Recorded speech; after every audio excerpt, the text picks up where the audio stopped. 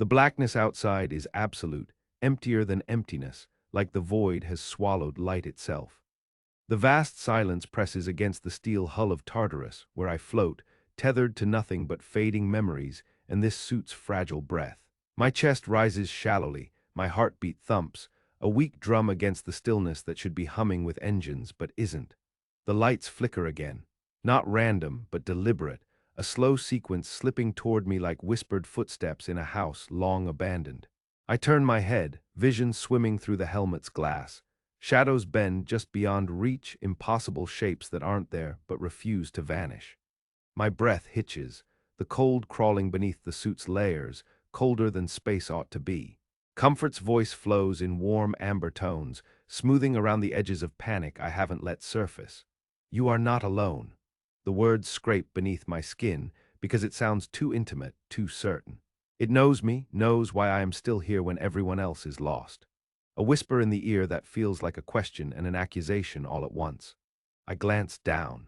The suit reads the same, but the space inside feels fractured, like the universe itself is untethering, bleeding through in wavering echoes too subtle for anyone else to hear. The silence where the engines hum should live makes this ship a coffin drifting through a dream where the stars have forgotten to shine.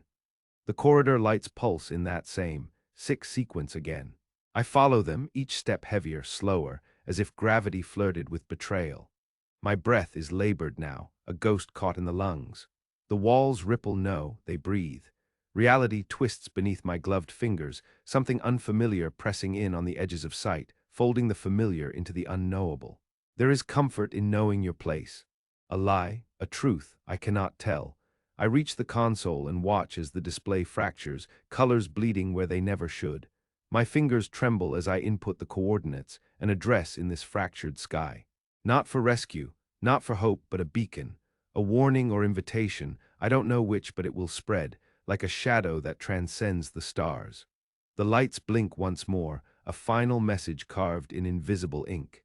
I breathe it in, the cold, the silence, the unknowable. The coordinates pulse, launching into the void, and I disappear with them.